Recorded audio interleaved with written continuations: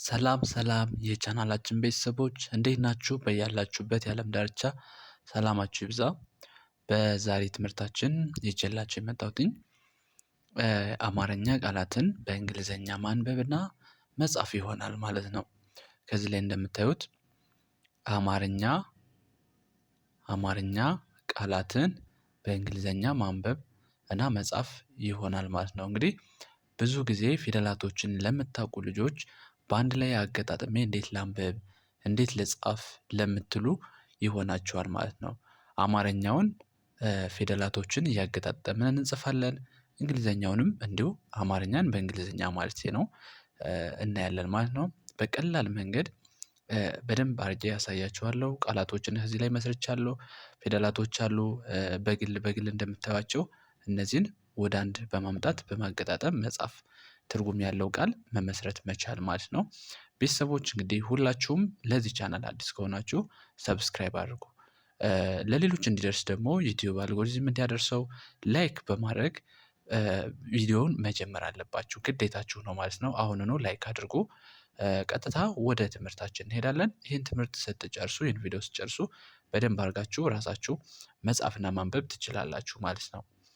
ኦኬ እንግዲህ ከዚህ ላይ እንደምታዩት ፊደላቶች እዚህ ላይ ያሉ አማርኛ ፊደላቶች ከዚህ ላይ ደግሞ በአረንጓዴ የተጻፉት እንግሊዘኛዎች አሉ ማለት ነው። ያ ማለት አማርኛ ፊደላቶችን የምንወክልባቸው እንግሊሽ ሌተሮች ማለት ነው።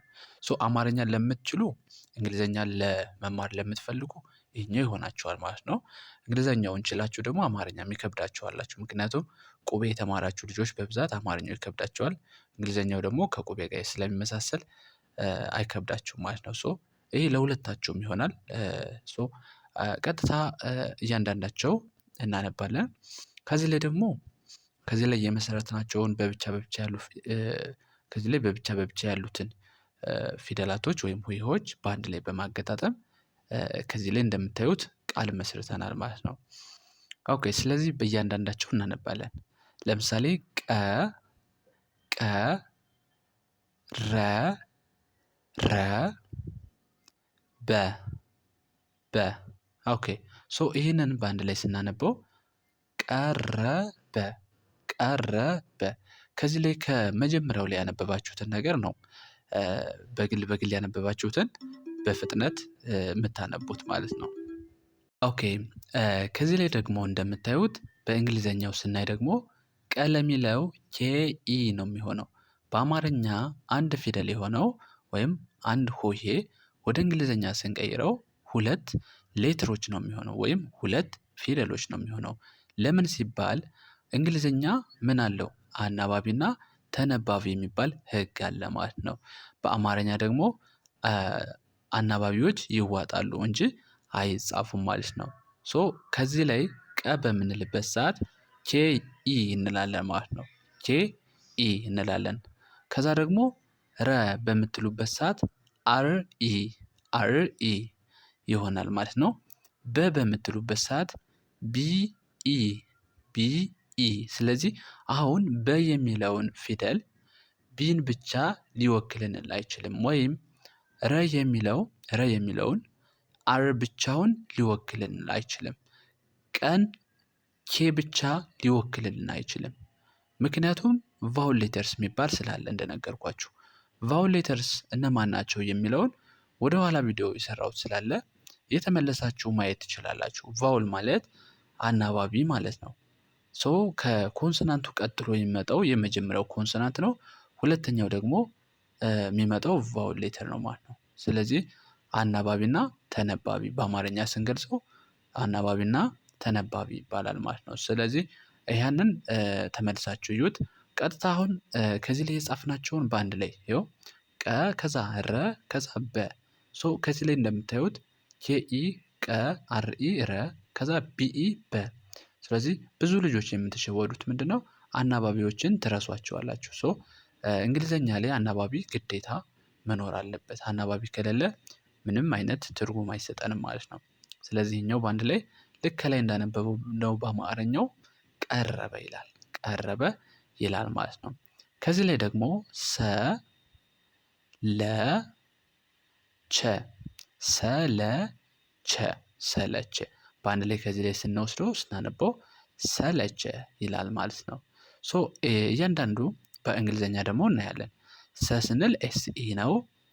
ለ ስንል ይሄኛው ለ ስንል ኤልኢ ነው።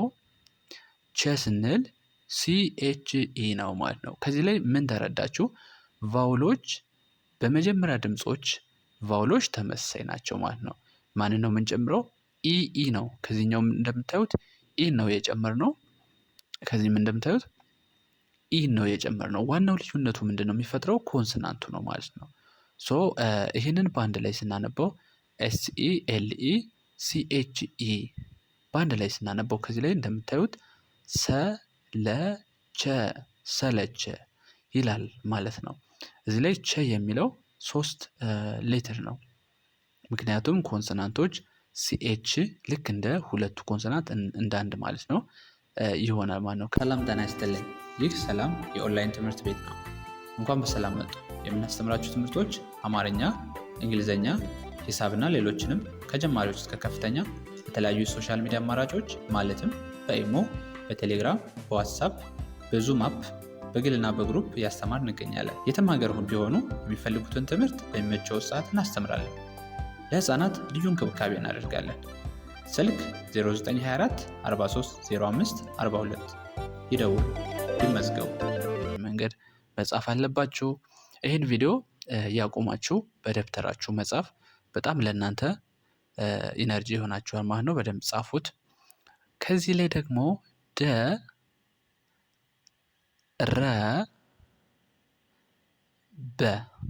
ደረበ። ስለዚህ ደረበ ስንል በአንድ ላይ ደረበ በአንድ ላይ ስንጽፈው እኛው የተበታተነ ፊደላቶች ናቸው። እኛው ላይ ግን ቃል መስርተናል። ኦልሬዲ ትርጉም ያለው ቃል ይሆናል ማለት ነው። ስለዚህ ደ ስንል ዲኢ ነው። ዲኢ። ረ ስንል ደግሞ አርኢ ነው። በ ስንል ቢኢ ነው። ልክ ቅድም እንዳልኳችሁ ሁለት ሌተሮች ናቸው ማለት ነው። ሶ ደረበ ከዚህ ጋር ያሉትን ነው እንዳለ ያመጣሁባችሁ። ከዚህ ላይ ያሉትን ነው። ምናልባት ከዚህ ላይ ካፒታል ስለሆነ ነው፣ ሌላ እንዳይመስላችሁ። አር ማለት ይችኛዋ ነች። ይሄ ስሞል ኤንድ ካፒታል መለየት ካሁን በፊትም በሰርችዋለሁ በሰፊው ማለት ነው። ስለዚህ ተመልሳችሁ ማየት ትችላላችሁ። በስንል ቢኢ ነው አይደል ያልነው? ቢ እዚህኛው ጋር ካፒታል ስለሆነች ነው፣ ሌላ እንዳይመስላችሁ። ምክንያቱም ካፒታል እና ስሞል የመጀመሪያዋን ነው ካፒታል ማድረግ ያለብን። የሆነ ወርድ ወይም ደግሞ ቃል በምንመሰረትበት ጊዜ የመጀመሪያዋ ካፒታል ነች፣ ሌላው ግን ስሞል ሌተር ነው የሚሆነው ማለት ነው። ሶ ይህኛው እንዳያወዛግባችሁ ማለት ነው። ኦኬ፣ ቀጣይ ዘ ከዛ መ ከዛ ነ። በጣም ጥሩ። ሶ ይህንን ስናነበው ዘመነ ይላል። ሶ አሁን እያንዳንዳቸው እናያለን። በእንግሊዘኛው ዘ ስንል ዜድ ኢ ነው የሚሆነው፣ ዜድ ኢ ነው የሚሆነው። መ ስንል ኤምኢ ነው የሚሆነው፣ ኤምኢ ነው የሚሆነው። ነ ስንል ኤንኢ ነው የሚሆነው። በአንድ ላይ ከዚህ ላይ ያሉትን ወስደን ማስቀመጥ ነው። ይኸው እያንዳንዳቸው ተራውን ጠብቀን ይኸው እንደዚህ ጻፍ ናቸው። ስለዚህ ዘመነ ይላል። ሶ ከዚህ ላይ ዜድኢ እንደ ዘ፣ ኤምኢ እንደ መ፣ ኤንኢ እንደ ነ፣ በዚህ መንገድ ነው የምታነቡት ማለት ነው። ብዙ ልጆች የምትሸወዱት ልክ እነዚህ ቫውሎችን ትረሷቸዋላችሁ። ዘ ካለን ዜድ ብቻን አንጽፍም። መ ስንል ኤምን ብቻ አንጽፍም። ነ ስንል ደግሞ ኤን ብቻ አንጽፍም። ሶ ቫውሎች ግዴታ ያስፈልጋሉ ማለት ነው። ኦኬ፣ ከዚህ ላይ ደግሞ ምን ይላል? ደ ከዛስ ረ ከዛስ ጀ። በአንድ ላይ በአማርኛው ስናነበው ደረጀ ደረጀ ደረጀ። ምንም የምንጨምረው የምንቀንሰው ድምፅ የለም። እያንዳንዳቸው በግላቸው ያነበብናቸውን በአንድ ላይ መናገር ማንበብ ነው ማለት ነው። ሶ ከዚህ ላይ ደ ስንል አሁንም ዲኢ፣ ረ ስንል አርኢ፣ ጀ ስንል ጀኢ። ሶ በአንድ ላይ እነዚህ እናመጣና ደረጀ። ከዚህ ላይ ያሉት ናቸው እንዳትሳሳቱ። አሁንም ደግሜ እነግራችኋለሁ። ስሞል ስለሆኑ ነው እንጂ ተመሳሳይ ነው። አር ይኸው ይችኛው አር ከዚችኛዋ ጋር አር ተመሳሳይ ናቸው። ጀ ስንል ደግሞ ይችኛዋ ጀ ከዚችኛዋ ጋር ተመሳሳይ ናቸው ማለት ነው። ሶ ልዩነት የለውም። በደንብ ግልጽ እንዲሆንላችሁ ማለት ነው። ስለዚህኛው ደረጀ ይላል ማለት ነው። እስካሁን እዚህ ላይ ያየናቸው ምን ናቸው? በመጀመሪያ ድምጾች የመሰረት ናቸው። ለዛ ነው ከዚህ ላይ ኢ ሁሉን እንደምታዩት ኢ የሚል ነው ያለው። ቫውሎቹ ኢ ናቸው። ለምን? የመጀመሪያ ፊደላቶች ስለሆኑ ማለት ነው። ከዚህ ላይ ደግሞ ለየት የሚለው ከዚህ ላይ ስንመጣ ሁ ከዛ ለ ከዛ ት ኦኬ። በአንድ ላይ ከዚህ ላይ ስታነቡት ሁለት። ስለዚህ አንዳንድ ልጆች አሁን እዚህ ጋር ሁ ልክ እንደ ሀ ሊነበብ አይችልም። ሀና ሁ የተለያየ ናቸው። ግን ተመሳሳይ አድርጋችሁ የምታስቡት ማስተካከል አለባችሁ ማለት ነው። ሁ ማለት ሁለተኛ ላይ የምትገኝ የሀ ቤተሰብ ነች። ሀ ብለን ሁ እንላለን። ስለዚህ ሁ ከዛ ይቺ የመጀመሪያ ነች። ይችኛዋ ት ደግሞ የተ ቤተሰብ ናት በእርግጥ ነገር ግን ስድስተኛ ላይ የምትገኝ ድምፅ ነች። ተቱ ቲ ታ ቴ ት ስድስተኛ ላይ የምትገኝ ስለዚህ ይቺ ት ትባላለች ማለት ነው። እንግሊዘኛው ጋር ስንሄድ ሁለተኛ ድምጾች ላይ ዩን ነው የሚያስከትለው። ሁ ስንል ኤች ዩ ነው የሚሆነው ማለት ነው። ለ ስንል የመጀመሪያ ስለሆነች ኤል ኢ ነው የምንለው። ምክንያቱም የመጀመሪያ ድምፅ ናታ። ቫውሏ ኢን ታስከትላለች ከላይ እንዳሳየዋችሁ።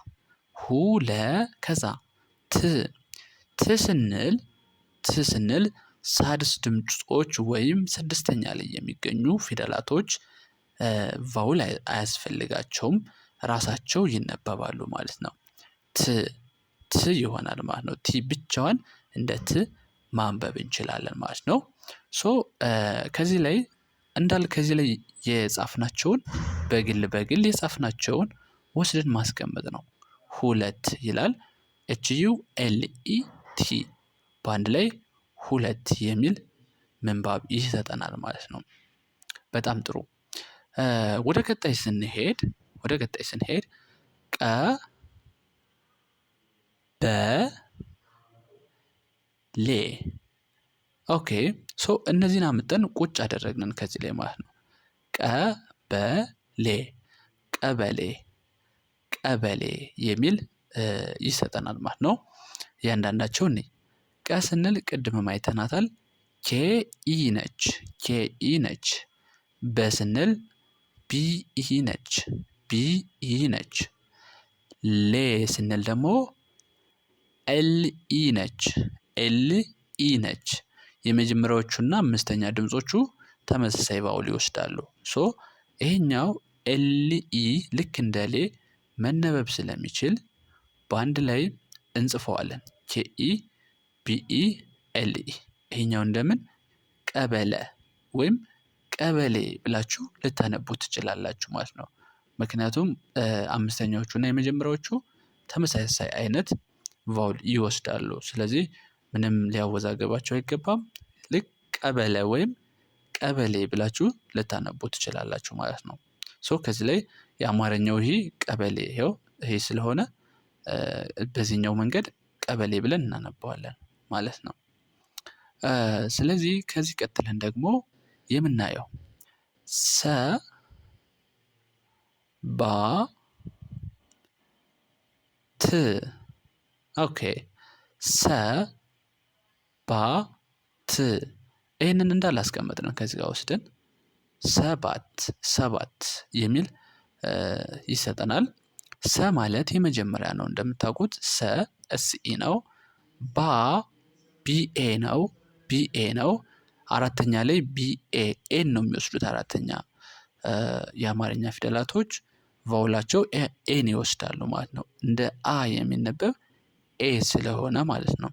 ስለዚህ ባ ከዛ ት ስንል ቲ ብቻዋን እንጽፋለን ቅድም እንደነገርኳችሁ ማለት ነው። ስለዚህ ይሄንን አምጥተን የት ላይ እንጽፋለን?